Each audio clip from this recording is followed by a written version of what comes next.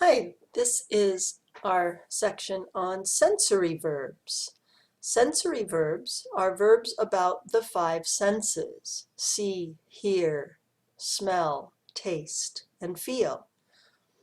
Sensory verbs act differently from other verbs in many ways. One way is there is an action and non-action form for each of the senses. For example, see is non-action. See is non-action. Something flies across in front of you, you see it. You don't mean to. It's not intentional. It's not purposeful. But if you are really purposeful about it, you look at something if it's not moving, or you watch something if it is moving. That's the difference between look and watch. You look at a picture, you watch soccer games. See is non-action. It's unintentional. Look and watch are action. Unintentional means you don't mean to do it, it just happens. Action, purposeful.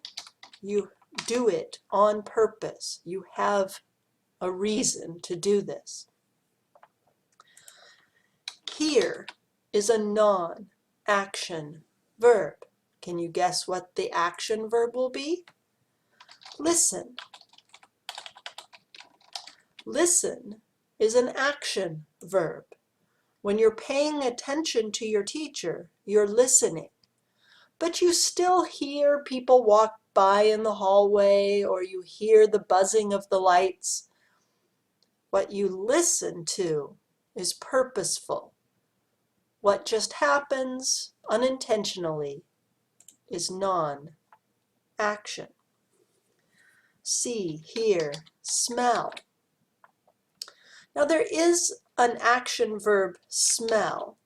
You can smell the milk to see if it's still good, or smell a flower to see what it smells like. The way that dogs smell, the action is called sniff. That's when you are looking for a smell and try to find that. That's called sniff. That's an action. But when you smell the skunk walking by, you smell the cake burning, that's non-action. It just happens. Taste. We don't have a separate word for taste. The non-action meaning is you put something in your mouth and you taste the various things in it, but that just happens. Taste action is testing something. You taste the soup to see if it has enough salt in it before you serve it to your family. That's an action, purposeful tasting.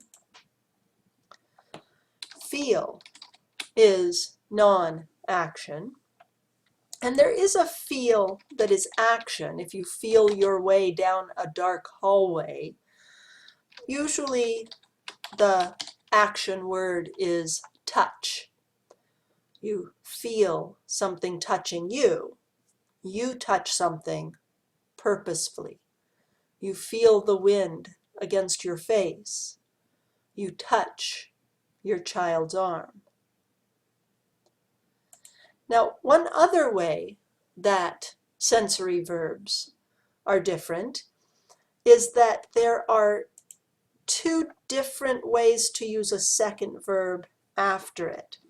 So if the second verb, so we're talking now only about the non-action verbs here, the non-action verbs. And after the non-action verbs, you can have a base form verb as the second verb, and you can have an ing verb as your second verb. The difference is whether you saw or heard the full event or whether you saw or heard something in progress. So I can say that I see leaves falling past my window. If I see leaves falling past my window, I don't see where they started and I don't see where they end. I see the middle of it. But if you say you saw the old woman fall, you saw her fall means you saw her standing, you saw her trip, and you saw her hit the ground. You saw the full event. We use ing after see if you saw the action in progress. We use the base form after see if you saw the full event. And it doesn't matter what time. These can be I saw leaves falling past my window and I saw the old woman fall. It'll be in present if it's something that usually happens. It will be in past if it's one time. Now let's do hear. It's the same rule if I hear the whole thing or if I hear after it started. So I hear someone knocking on my door. Now that's something continual. In this case, that would be something that is continuing to happen. You may hear the first one, but it's not just a one-time event that you hear all of, unless they only knocked once. You hear a chair fall, you hear it hit. That's a one-time event, it's done. That's the whole thing. The knocking on the door is something that continued. It's something that you heard it in progress. I smell the cake burning. I smell the cake burning. It is in progress and I run to save it. Or I smell, I don't think we can do base form. What would we, it would always be in process. I smell the fish cooking on the barbecue. Would always be in progress.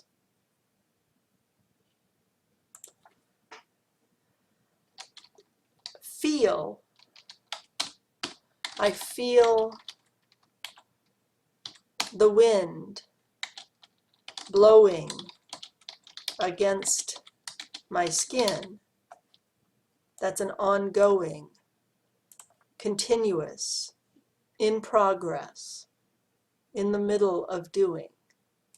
Or I feel my friend touch my arm. That's a one-time. Just happens and it's done. The full event. So with see, hear, feel.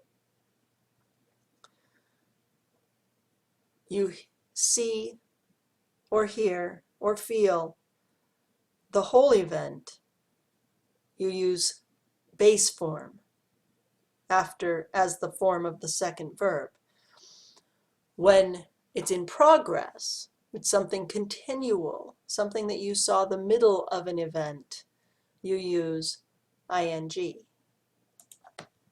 I saw the car hit the tree. I saw the whole event. I heard the cars hitting each other that awful screeching sound of metal when the cars hit each other. I hear that happening. I hear the middle of it. I hear the event in progress. I see the car hit the tree. I see the whole event. I see it from start to finish.